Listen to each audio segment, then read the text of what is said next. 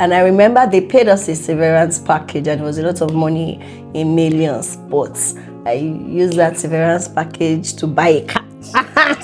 So Soft we life. had car and no money. So I remember I was in that season where by the time I had my baby, I now had to be asking my husband for money for everything I needed because I didn't have any dime. I didn't have any savings, nothing.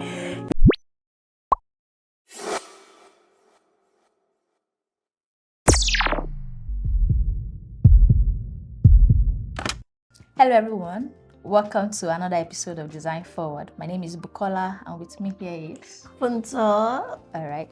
On today's episode we are going to be talking about lessons learned from 10 years of FIVE28. 10 years. That's it, Right, a whole decade. Yes. Love so we'll be it. talking about that today. Alright, let's go right into it. Okay, so I want to ask, did you actually plan this out? Like, by the spirit, FIBI, pink and black, pink and black. Yeah. Okay, now Let's go right into it. Okay, so I want to ask, I've actually had a contractor ask me that, okay, what's the meaning of FIVE28? Is it 5 loaves of bread and 2 fish? Where is it? It's basket. Yes. I love it. I love it. How did the name FIVE28 come about? That's a question that I get asked often. So FIVE28 came from the time that I had my first child at 5:28 p.m. And did you guess that? I remember at that time, it was in 2016. So I just had my baby, and I had my baby. I had sent out beautified living interiors to CAC, and CAC did not accept it. So after I had my baby, I remember one evening my husband and I were talking about it, and he just said, "Oh, what if we try 5:28?" And that's how I'm like, okay, 5:28. That's very creative. You know, and so I sent the name and CAC accepted it. Yeah, but it was later on that, I now started to pray about it, and then God actually now gave me scriptures, Psalm 52 verse 8, Isaiah 52 verse 8, and he started to explain to me what the numbers meant. But originally, the name is from the time I gave birth to my first child. Yeah. Wow, that's so interesting. So I want to ask, what was actually the original vision in 2016? I love it. So to be honest, more like I had a vision like that. In 2016, when I started the business, I remember that I was in a season where, because before 2016, in 2015, I was working with a multinational company, and then the organization had to shut down operations in Nigeria. And I remember they actually wanted to move me to the Ghana branch, and then my husband said his destiny is not in Ghana. And at this time, I was already pregnant. We're married, and I was pregnant with my first child. And so I was no job. I was pregnant, and I remember they paid us a severance package, and it was a lot of money, in millions. But I used that severance package to buy a car. So soft life. we had car and no money. So I remember I was in that season where by the time I had my baby, I now had to be asking my husband for money for everything I needed because I didn't have any dime. I didn't have any savings, nothing. So I want to buy granola, I asked my husband. I want to buy anything I wanted to buy, I had to ask my husband. And that season, I remember one day, this is a story I like sharing often. So one day I asked my husband for 1,000 naira to make my hair, to relax my hair, and the way he responded to me, I'm like, hey. If I have my own money.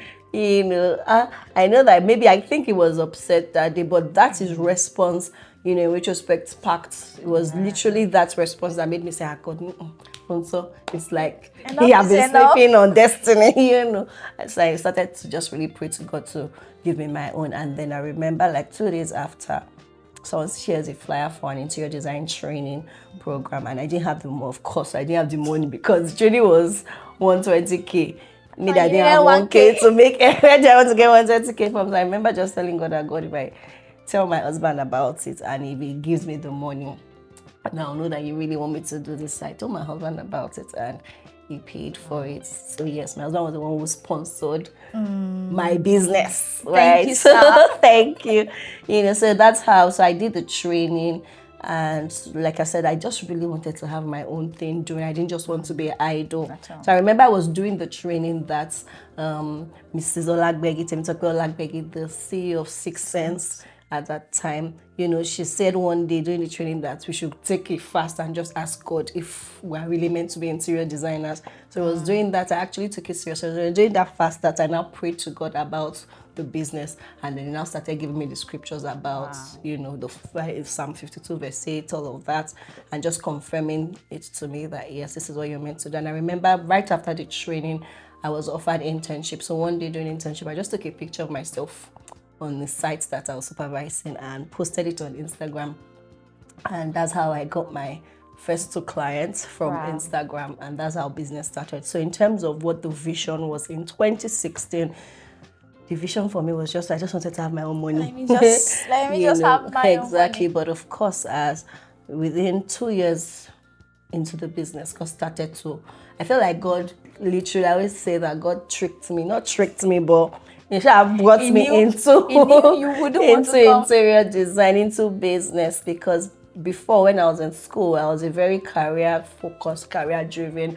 My dream in school, was to business. Exactly. I wasn't thinking of business. I was a chartered accountant. I was an accountant, and right after school, I became chartered. I wanted to become the first female president of ICANN. So I'm so interested that now I'm an interior designer, and it's IDAN. So ICANN.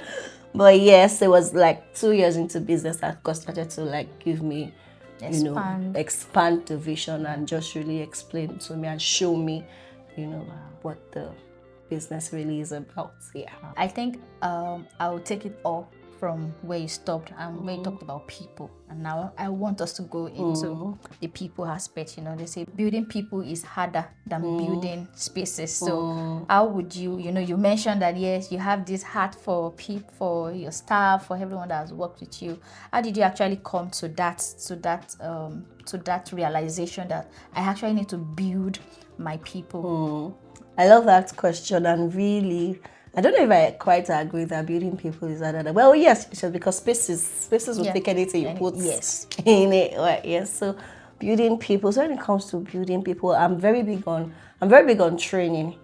Right, I'm a very big I would read, there's this quote, I can't remember by who exactly, and I can't remember the exact words, but I'll paraphrase something about it's better to train your people and they leave than to train your people and they stay. Yeah. I think I read that quote in a book years ago while I was still working 9 to 5, and it just stayed with me, and it has just been a part of how I've built people in 528. I'd rather train them. The very first time I actually experienced training people and they left, it actually did pain me.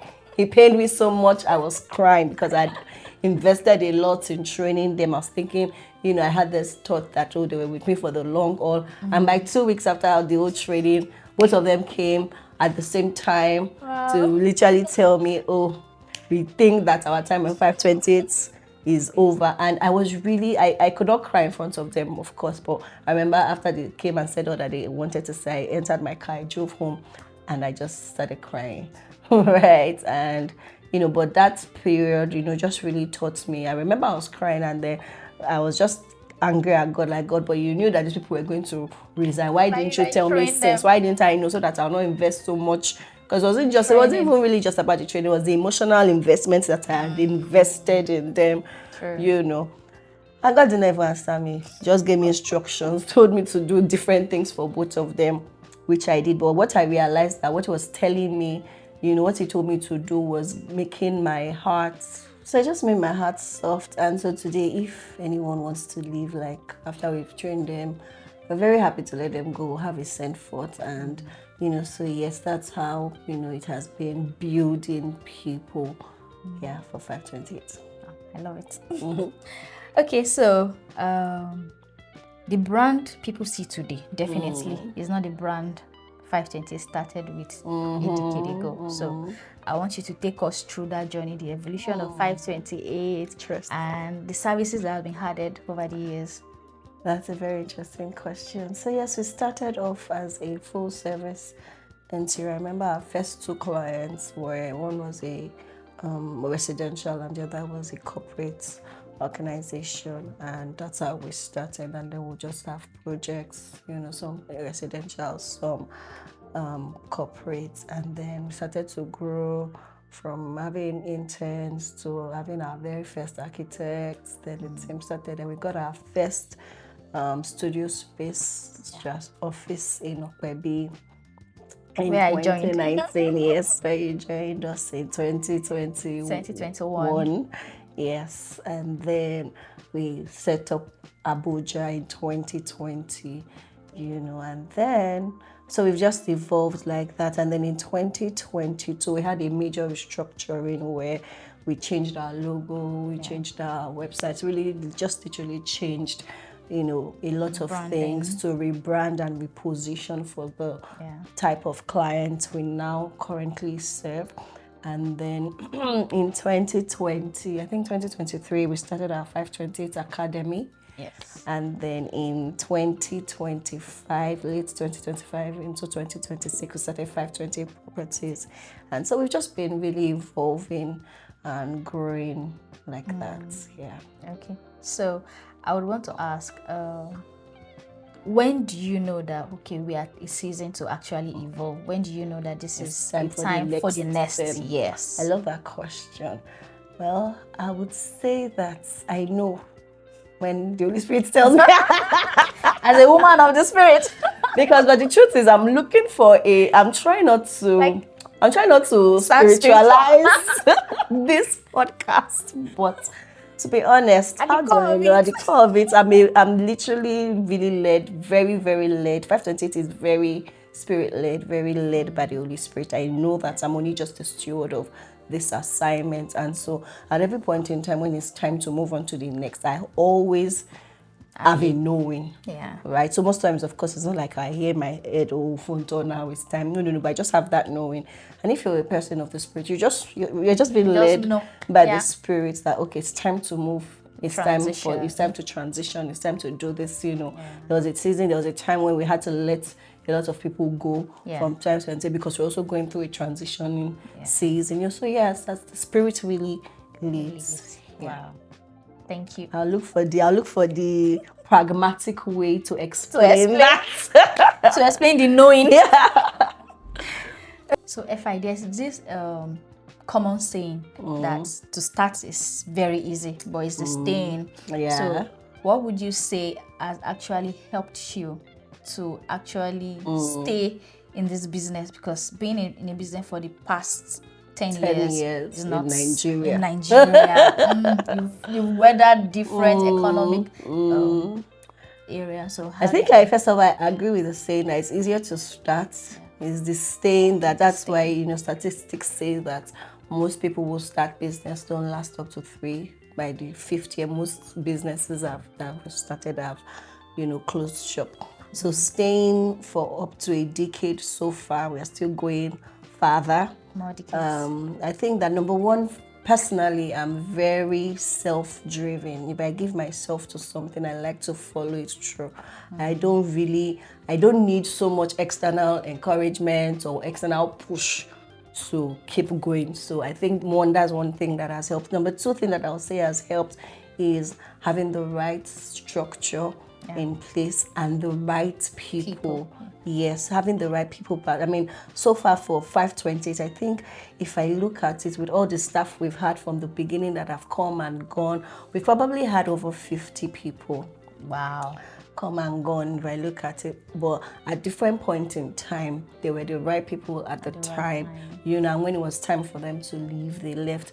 Right. And one thing that has helped me to keep that or have that, yes, I know that there's a grace for it, but one thing that I know that has helped me to find it right when it comes to people is also how I relate with all my people, how I relate with my team, just having that heart that cares for people beyond the job that they're doing, beyond the work, So I'll say that So number one, yes, personal, self-driven, and then the right people, the right structure and systems in place. If your business is going to go the long haul, if you're going to scale, if you're going to expand, you need structure.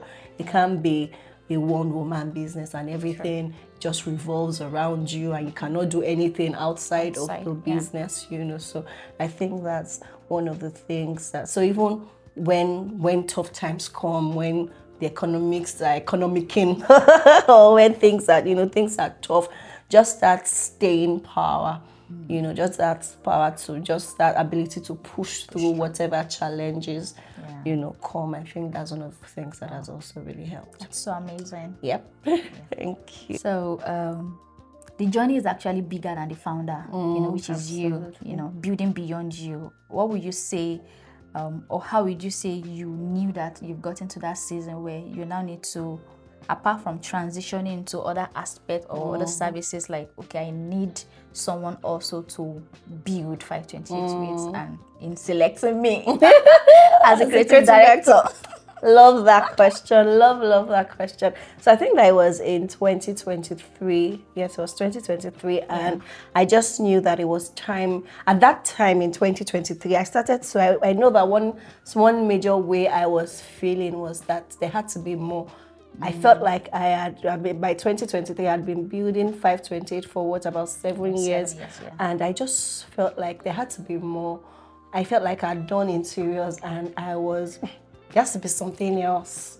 Yeah, there had to be something else to just doing interiors and doing interiors and doing interiors. And I knew that it was time for me to let go of the creative director role of 528 Interiors. Even though I knew that I was going to be the CEO, but I didn't exactly know what my JD as CEO, entailed at the time, right? But I knew that I had to move from creative directing operations to more strategy, And so at that time, obviously, it was you that was the, and it was you that was the head of design. We're the head of design at the time, and it was just you that I knew could handle that role as the creative director, because I'd seen, at that time, you had worked with us for almost 3 years, and I'd seen how you had taken on your role as the head of design. I'd seen the innovation and the different things that you have brought into, the organization, the team. You had, changed. It brought a lot of change, a lot of improvements, and I just knew that you would do well on that role. So handing over to you it wasn't hard, it wasn't difficult. Like, it was something I knew that this was the right step to take for the organization at that time. So that was me leaving the operations and the creative directing for projects and all of that, and the design team, and just handing that over to you. So I knew that was the right decision. And 3 years of you being on that role, it's obviously been the very right decision, and it's been beautiful to see you sit well in that role and handle it really, really well. So my own question to you on this podcast will be 3 years of being the creative director of 528. How has it been for you? What changes did you need to make? And how have you grown into the role? Wow. I love the question.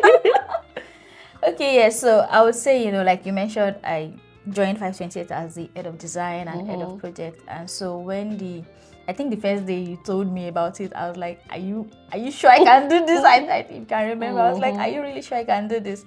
But, I actually went to sit down and then thought about it that, okay, yeah, I can actually. So I would say in the past 3 years, one thing that I know have improved on is my leadership skill.